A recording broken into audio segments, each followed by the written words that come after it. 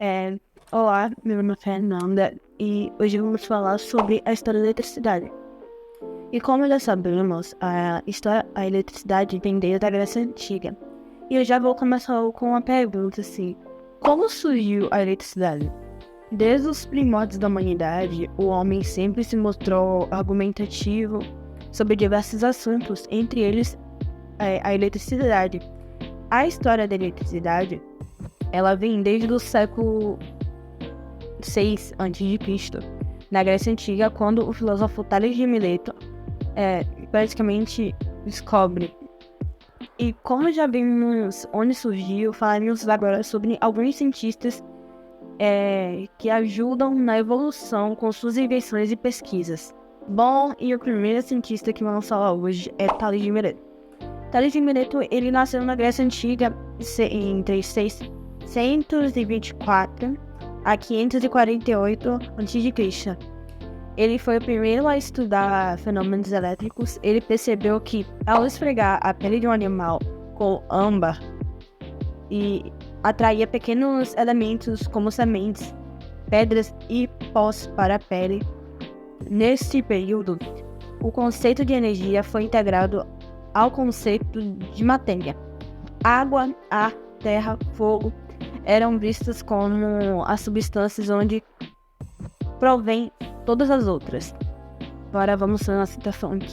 Apesar da existência de cálculos e quantificação matemática, o conhecimento científico deixado pela civilização do mundo antigo mostrava que a descrição dos fenômenos naturais se davam de forma discursiva, sem uso da linguagem da matemática e geralmente justificada pelo poder dos deuses, criaturas mitológicas.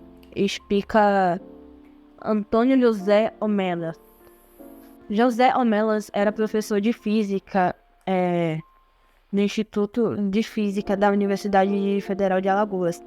Em seu livro A Energia dos Tempos Antigos aos Dias Atuais de 2016, Anaxágoras de Clazomena, de 500 a 428 a.C. Então, propôs a deixar de lado os deuses para propor uma nova maneira de pensar sobre a matéria. Não mais como uma substância básica como a água, o ar, a terra ou o fogo, mas como uma única parte que poderia ser microscopicamente dividida e tinha alguma força, entre aspas, ou energia, entre aspas, que o construiu, amarrou e mudou. O segundo cientista agora que eu vou falar é Otto von Guericke.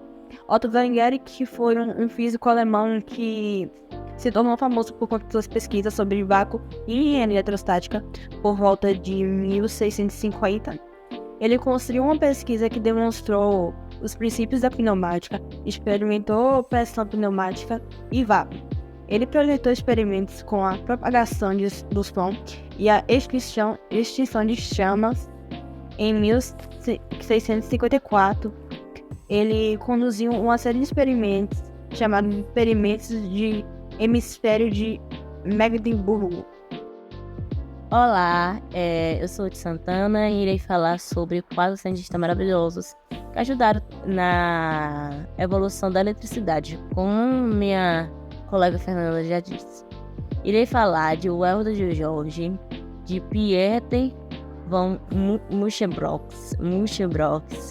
Também irei falar sobre de Benjamin Franklin e de Luigi Galvani.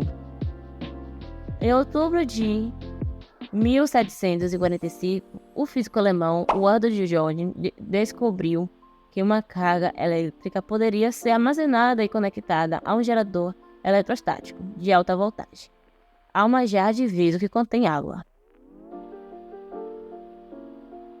Nesse experimento, tanto a água quanto a mão do físico agiam como condutores, enquanto a jarra de vidro agia como meio de elétrico.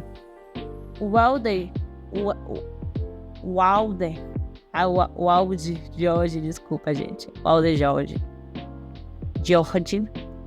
George descobriu que após remover o gerador e tocar o fio conectado ao jarro, ele recebia choques fortes. Aí que eu ia falar No ano seguinte, o físico holandês Pieter van Musschenbroek realizou experimentos semelhantes ao de Wilder George. Mas foi dito pela história que a ideia de Pieter Musschenbroek ele teve na universidade em 1939. Não sei exato dizer o ano, mas que foi bem antes. E só executou o experimento um ano depois de Wilder George. E deu ao nome desse aparelho de garrafa Leyden. Garrafa Leyden. Eu não lembro muito, mas é a garrafa Leyden. Mais tarde, o físico Daniel Gralatin foi o primeiro a associar diversas garrafas Leyden a um aparelho, com o intuito de aumentar a capacidade de armazenar carga. E depois disso, Benjamin Franklin, por sua vez, descobriu que a carga elétrica armazenada no jarro de Leyden era armazenada na superfície do jarro, e não na água, como os outros físicos haviam proposto. As garrafas Leyden foram utilizadas exclusivamente para armazenamento de carga elétrica até 1990. Hoje irei falar de Benjamin Franklin. Foi o primeiro a projetar o experimento para tentar provar a natureza elegância do relâmpago, em julho de 1750. Benjamin propôs que a eletricidade poderia ser drenada de uma nuvem por mastro metálico, e ali o mastro fosse isolado do solo, e ali ele observou, aproximando-se de um fio aterrado, uma faísca saltaria do mastro para o fio quando uma nuvem elétrica estivesse aproximando-se. Nesse caso, estaria provando a luz seria eletricamente com cargas. Consequentemente, os relâmpagos também sentiam um fenômeno elétrico. Mas, em maio de 1758, Thomas Foucault repartiu o experimento de Franklin com mastro metálico e comprovou que a hipótese estava correta, né, gente? E em julho de 1752, Franklin ressaltava outro experimento com o mesmo propósito, o famoso teste de uma pipa, uma vez utilizada no mastro metálico. Ele utilizou a pipa, como poderia alcançar maiores altitudes a ser usada em qualquer lugar. Novamente, soltaram faísca. Faicos soltaram de uma chave. Colocando a extremidade do fio preso à pipa em direção de sua mão. É ali que tem aquela famosa entre até as animações que você vê pela TV, tomando choque. Ele tomando um choque ali, ele quis comprovar veridicamente o seu experimento. Rony Galvani foi um cientista médico nascido em 1737, na Bolonha, na Itália. Ele era um professor de anatomia. Ele observou que as pernas do sapo morto se contraíam quando ele amarrava em uma tábua de ferro com um gancho de metal. Então ele fez os experimentos com o animal, botou na tábua de ferro, na tábua de ferro e começou a dar meio de uns choquinhos assim. Galvani suspeitou que essas correntes fossem geradas pelos músculos do animal. Mas um cientista, tem gente com tradições, um cientista chamado Alessandro Volta discordou do trabalho de Galvani na época. E hoje o dispositivo que mede a corrente elétrica é chamada de galvanômetro, homenageada a Galva.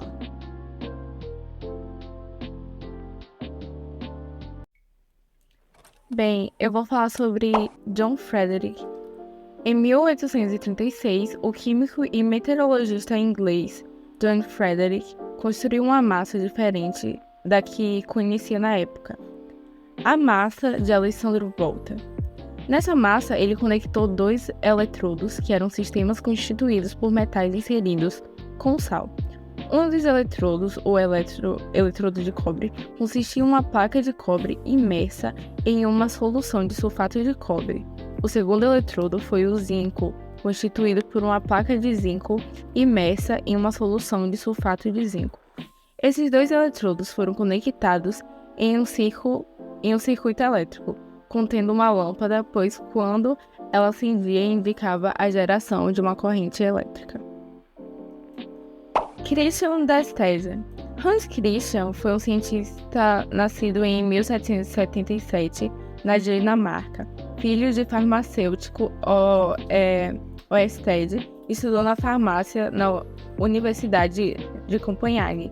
Acabou trabalhando na Leon Pharmacie, tradicional loja da cidade.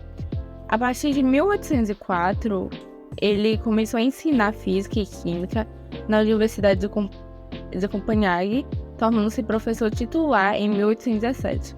Ele também foi secretário vitalício da Academia de Ciências de Copenhague, um cavaleiro de importante ordem dinamarquesa e o fundador da Sociedade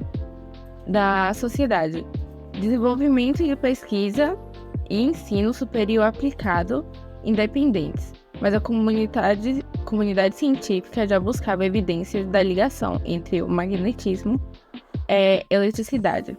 Em 1820, ele fez um experimento que mostrou a estreita ligação entre os dois fenômenos a caminho para desenvolvimento do eletromagnetismo. Michael Faraday, o cientista inglês, esteve envolvido no desenvolvimento da eletroquímica. Dele vieram os termos comuns dessa área, como cátion, ânion, eletrodo, eletrolito. A descoberta de que a matéria possui propriedade magnética motivou esse cientista que não poupou esforços para aprimorar suas pesquisas. As leis propostas por Faraday governam a eletrólise, e suas contribuições não param por aí, mas seguem suas conquistas em outros campos. Faraday foi um dos pioneiros do estudo da relação entre a eletricidade e o magnetismo. Este trabalho lhe rendeu a suplicação da circulação eletromecânica ou eletromagnética em 1821. 10 anos depois, já em 1831, seus estudos se aprimoraram quando inventou o princípio da indução eletromagnética, o gerador eletrônico e o transformador eletrônico. Faraday foi um grande influente no campo dos elétricos e magnéticos, e sua pesquisa foi fundamental para o trabalho futuro. James Clerk Maxwell. Hoje existem muitos dispositivos diferentes cujo princípio do funcionamento são as ondas eletromagnéticas. James Clerk Maxwell foi o primeiro a prever a existência das ondas eletromagnéticas, mas para provar sua existência foi obtida 30 anos depois de Erich Hertz. A descoberta das ondas eletromagnéticas mostrou a importância da pesquisa teórica para o desenvolvimento de tecnologia. Usando a analogia das oscilações do campo elétrico e magnético, com as oscilações dos fluidos, Maxwell mostrou que essas oscilações poderiam se propagar da mesma forma que as ondas magnéticas. Maxwell imaginou que essas ondas se propagam em um meio que chamou de éter. Um meio invisível que se cobre com todos os objetos. A ideia da existência do éter, durou até o estabelecimento da teoria da relatividade na década do século XX, usando as propriedades do campo elétrico e magnético conhecidos na época. Maxwell calculou a velocidade e da propulsão das ondas, obtendo o valor de 3 vezes 108 metros por segundo, que reconheceu sendo a velocidade da luz. Tomando essa descoberta como referência, ele propôs que a luz visível é onda eletromagnética. O trabalho de Maxwell não foi aceito na comunidade científica na época, né? Não havia nenhuma evidência experimental da conexão entre a luz e os fenômenos elétricos e magnéticos quando ele morreu. Ele não foi homenageado, somente cientistas na visão de Hertz entenderam imediatamente a importância de suas descobertas. A prova experimental da existência sobre as ondas eletromagnéticas, além do espectro visível, não apareceu até o ano de 1888, quase 10 anos após a morte de Maxwell, né? Como dito, coube ao físico alemão, que é o nome do pedido de falar, Heinz Hertz, eu acho, né? Provar definitivamente a existência dessas ondas. As contribuições de Maxwell fizeram dele um dos maiores cientistas de todos os tempos. Várias outras invenções e descobertas são desprezadas pela comunidade. Por exemplo, em 1877, Alexander Graham Bell tentou vender a patente de invenção para uma empresa de telégrafo, que foi imediatamente recusada. Heinz Hertz foi um físico alemão que nasceu em 22 de fevereiro de 1857. Durante seus primeiros estudos, ele sempre foi interessado em ciências naturais. E esse interesse levou ele a trabalhar no departamento de física da Universidade de Berlim em 1880. Hertz tornou-se assistente do professor von, um nome bem difícil, Helmut Hall, que conduziu pesquisas sobre a elasticidade do gás e a capacidade de transmissão da eletricidade elétrica, né? Da energia elétrica, perdão. Em 1803, Hertz se tornou um professor da Universidade de Kiel, onde começou a desenvolver as pesquisas de Maxwell sobre a eletrodinâmica. Em 1885, ele se estabeleceu é uma palavra difícil, eu não sei, onde lecionou na Universidade de Ciências Aplicadas.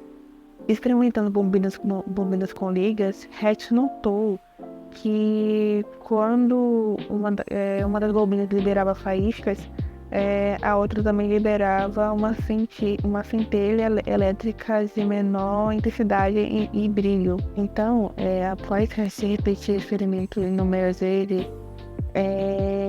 os cientistas perceberam que as centelhas secundárias são resultado da propagação de ondas eletromagnéticas.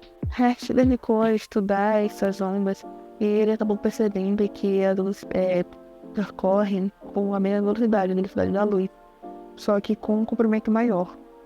Além disso, o cientista observou, refração, a polarização e a reflexão, todos os fenômenos característicos das ondas.